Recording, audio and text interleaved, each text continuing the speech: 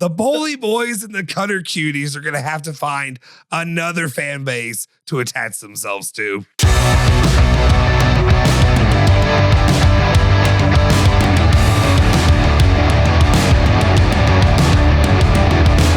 What's cooking? Welcome back into another edition of ESPN Louisville Plus. Of course, we got you covered for all things cards, cats, bourbon, and bluegrass. I'm Justin Soforo. She's Anna Tarullo.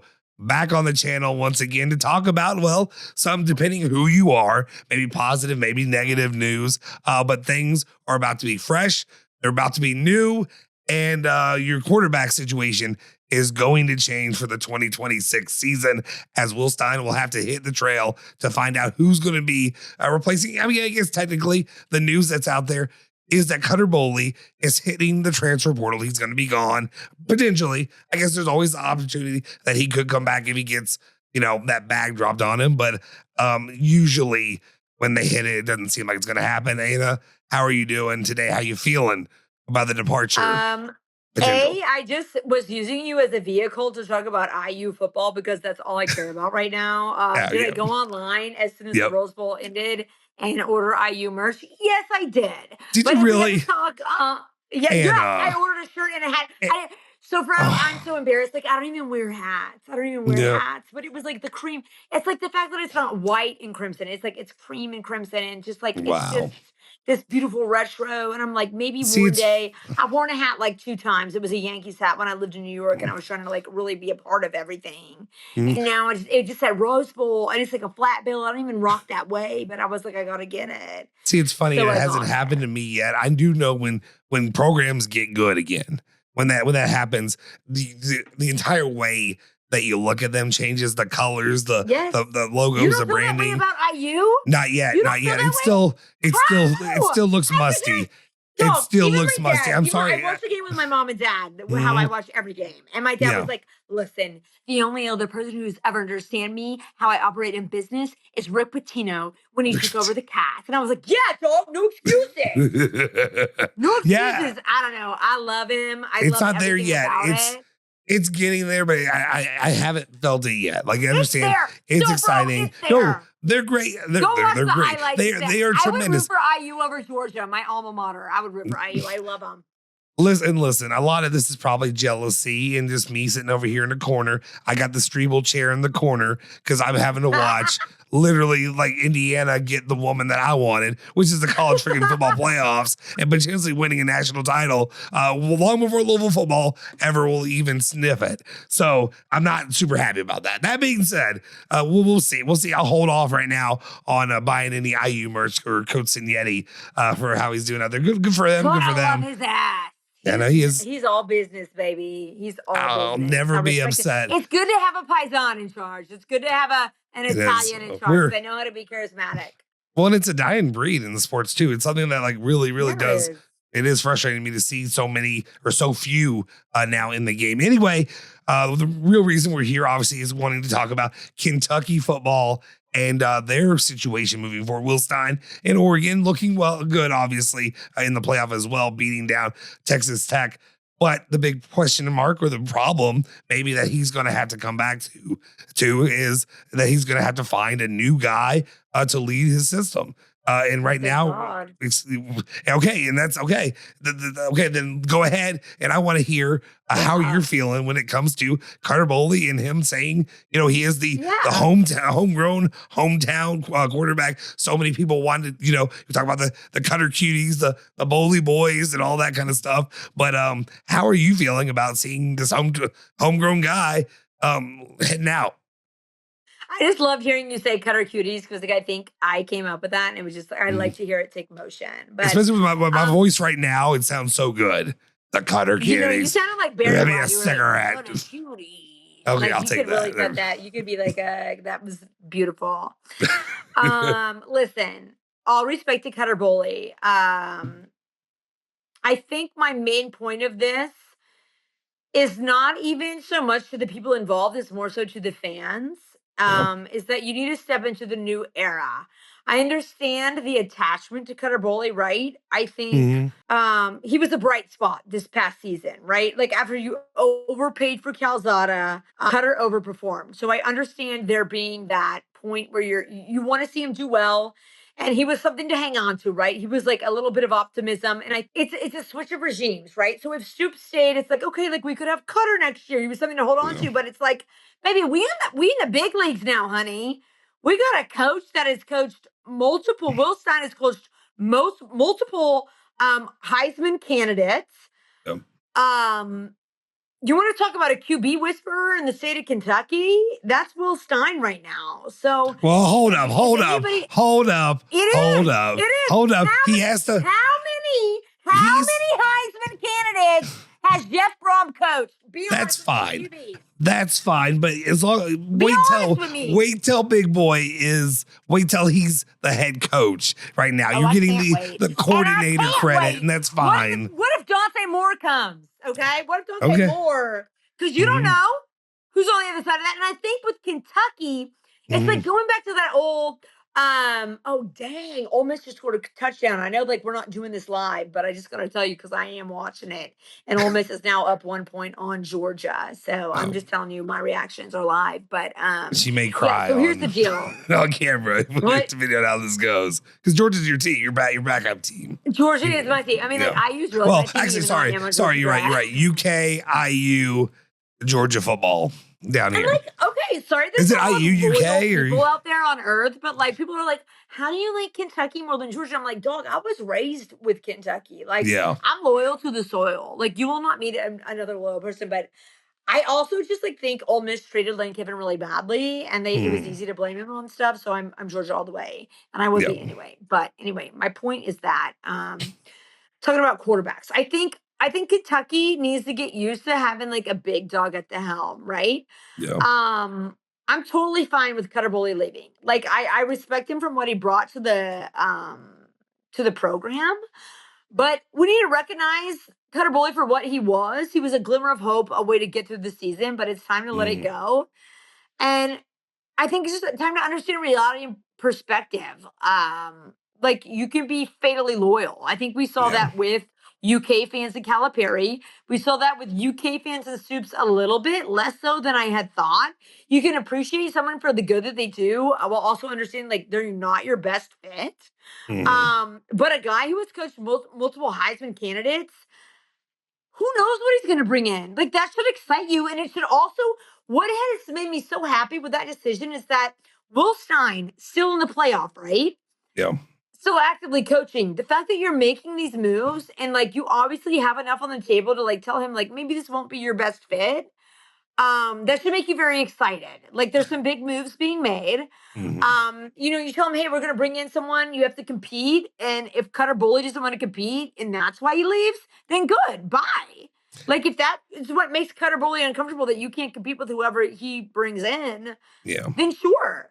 But like Wilson's track record with quarterbacks, I'm all about it. And just the fact that like these moves are being made while you're focused on trying to win a national championship gives me all comfort that I ever needed. But not that I think it's great publicity that he's still in the playoff, right? Yeah. But that these moves are being made behind the scenes, and I feel like Cutter Boley, he was great for what he was. A lot of what he was though was a way to still have respect for the program. Like, you don't pay Zach Calzada $2 million a year. You never needed to pay him that. Yeah. And that was a huge indictment because Cutter Boley was better from the beginning. And so a new guy comes in and evaluates your talent, and it's not the guy that you didn't have to pay $2 million a year. Well, what is the thing? Sorry, can I interject real quick? No, please do. Please do. Well, one of the things I want to say, too, I'm looking back in the past. Obviously, if you're on the channel, you know I am a Louisville fan. Like we talk about both sides, right? But anyway, I guess a lot of the way I look at it is I think if it's funny, Will Stein's a name that comes up when you think about like the transition periods between coaches. So like we look back at from when Louisville had to get out of the Cragthorpe stuff and to get into the Charlie Strong era. During that time, you had to have some kind of players that were kind of like those bridge players, and I feel like a lot of people program building kind of players. Like it's like you identify as a new era. Yes, right? which is why like in the end, the best move obviously is to probably just to clean house, unless you have some guy who's a really standout player. go ahead and move on and rip the Band-Aid off instead of trying to use them to get across. Louisville, I mean, Will Stein even talked about him being, one of those players that he thought, oh, maybe it's my time to get an opportunity. And then Teddy Bridgewater comes in. That's the guy you're going to have. Remember, Louisville had Adam Froman. You had players like Justin Burke there when that they moved on from. But at this time now, also speaks to NIL. Back then, we lived under a fake era of, amateurism. When it was you could more make excuses of keeping guys over, retaining them to try to get to the next best thing. Now with NIL, you don't have to do that. You go out there and you go get the guy who's going to lead this program. And now, like, if you look at like where Kurt Signetti is with the IU, he was able to bring all the guys he wanted to immediately. And now, I mean, heck, they seem likely to be the favorite to win the national title this year. Which I love just, everything about it. No matter how good they are, it's insane to me, prospect to even say that. So Will Stein. And I would argue that like he has recruited well, but he's also just like coached them up. Like he's also like recruited. It feels like if Stoops could execute what he said his philosophy was, it would be Kurt Signetti. It's like take these guys who just want to play hard, who like you have a great O-line, you have a great defense, and like that's how you win. If you could do it right, if you could actually do it, it would be Kurt Signetti. Well, I don't know if you saw earlier, I think somebody tweeted out the comparison on the recruiting of the Alabama football team and the Indiana football team. Alabama had 54 stars. They had like 10, whatever. I can't remember how many 5 stars, but and then it was like 7 4 stars and a bunch of 3 stars for Indiana, and Indiana like, just beat that ass with NIL and with transfer portal to be like doing this like before NIL and transfer portal. If Kurt Signetti had pulled this switch at IU within 2 years, it would have been like unbelievable. Never could have happened. With those two things, like we're watching something that like will never be done. Like it's the most insane thing I've ever seen in my life. And like, who would have thought the predecessor to Nick Saban would have been a guy who's almost 70 years old at Indiana University? Yeah, but that's his guy. I mean, he's a superhero. Like it's the only way I can put it. Like when it comes to coaching, he is insane. Baby. And you're damn right. It feels good to have a Paisan at the helm. It damn well does. Continue on. I guess wherever he ends up, Cutter Boley. It'll be interesting to at least see how he does. I don't care. I know people, I made the joke about like there's part of me that think it would be funny if he came to Louisville and Jeff Brom got something out of him or whatever. It would be kind of funny.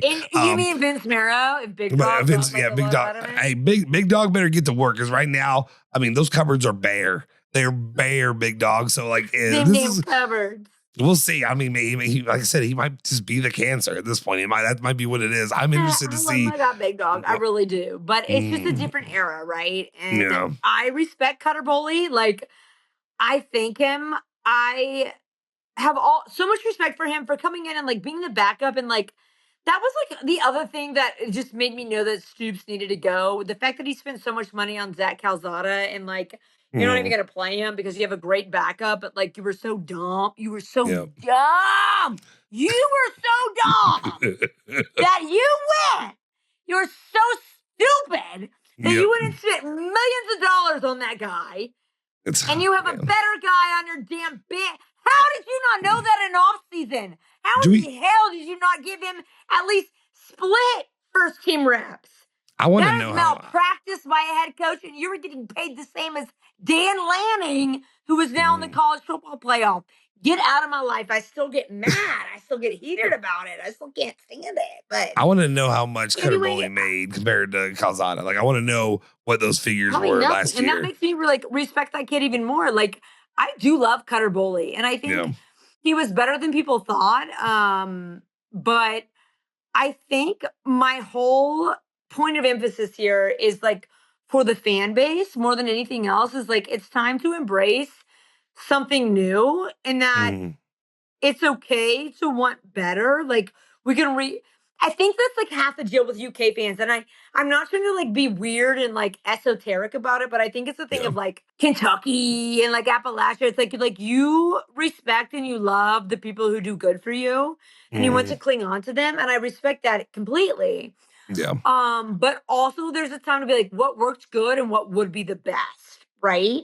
Yeah. And like we can respect Cutter Boley for what he did and love him for it, but it's like I don't think a lot of UK fans have even considered like the type of offensive mind that they're bringing in and the type of quarterbacks he's coached. Yeah. Like, who's to say he doesn't bring in Dante Moore? Like, who's to say that? Like, No. who's to say? Like, he Well, could. That's I'm not saying one he name that's doesn't, out but there. like, anything is on the table. Anything is on the table. And I guess too, it's a new era. Yeah, and to keep this from going too long, but there's one other part that I didn't want to talk about, and that is when it comes to the next guy. I guess the target for Kentucky football. I'm still waiting to see what other names we hear out there, but one that's very interesting and one that I talked about here locally for Louisville, but now it seems like Will Stein's trying to get involved as well as your favorite person. They're all three trying to get involved, and that is TCU's Josh Hoover. I called him Tyler Hoover earlier, but Josh Hoover out there, he's not actually a furry, guys. He's not really a furry. It would be hilarious if he was, but he's not. But he is looked at as one of the top prospects there that's currently in the transfer portal. And the latest news that we had this morning was because it was Kurtzen Yeti and Jeff Brom were viewed as like the top two going at it. And it looks like Will Stein will get involved there as well. So that would be an interesting story to see, especially if he comes in. I mean, yeah, there's Jeff Brom, that dynamic, but also beating out Kurtzen Yeti and that IU money. That's something to keep an eye on too. So IU is just so insane. Like they have they have more alums like alive than like any other school on earth, which is like insane. Like no, the amount of money that they have, if they want to get at this point, it is wild to think that. I mean, that's just speaking to the era we are in. And it's also interesting to me that like maybe we need a couple more constraints so that way the have-nots now Louisville can do it a little bit better. Not me. Financially, right now we are. I mean, the ACC, we're not getting ACC help when it comes to that money. And then now we talked about previously about how many different little avenues of money have been burned up by Louisville and the athletic program. So at this point, if there's a couple of things that can help even the playing field. Especially if Josh Hurd's not willing to do it himself. And that's a whole nother topic for another video. It's something to keep an eye on. So it's something that I'm going to be mad about for a long time. But it'll be interesting. But yeah, Cutter Boley heading out no longer will more than likely will not be wearing the blue and white. And I think a lot of Kentucky fans are more than okay with that. We'll be happy to see where this offense can really take off and who's the guy that they can really build around moving forward. So I mean, it's just that anything. And my final comment is like, Cats fans, let's get ready to move into the new era. It's like, you got to dream big, baby. It's a new era. It ain't what we're used to, okay? We're going to have a run it and gun it type of coach and just raise your expectations of what's possible. Look at IU right now. Look at Vanderbilt, what they've been able to bring in. And like, that's the type of coach and the type of excitement that you can expect. And I understand why there was connection to him and why there was nostalgia, sentimentality. He's a Kentucky kid, right? I respect him and I love him for what he did in the program. I'll root for him wherever he goes. But let's just open our horizons to what is possible at UK. I think as a fan, that's the best thing you can do. Yeah, who gives a damn about defense in the bluegrass anymore? All you need is offense. Score 50, 60 points a game, and we're good to go. That's all we need. We need some of those old school Big 12 football games. That's what I want. Anyway, guys, let me know your thoughts and comments in the comment section down below. How do you feel about Cutter Boley leaving? Who do you want to see fill that role for Will Stein moving forward? Make sure you hit the like button, smash that subscribe button, hit that bell icon to stay notified for all of our latest videos. You can follow me at Justin Soforo on Twitter, her at Tarullo Tweets on Twitter as well. And of course, you can follow ESPN 680 93.9 The Ville on all of the other platforms we have. We'll see you guys next time. I can't say it. You say it. You want to say Go Cats, baby. Go IU Hoosiers.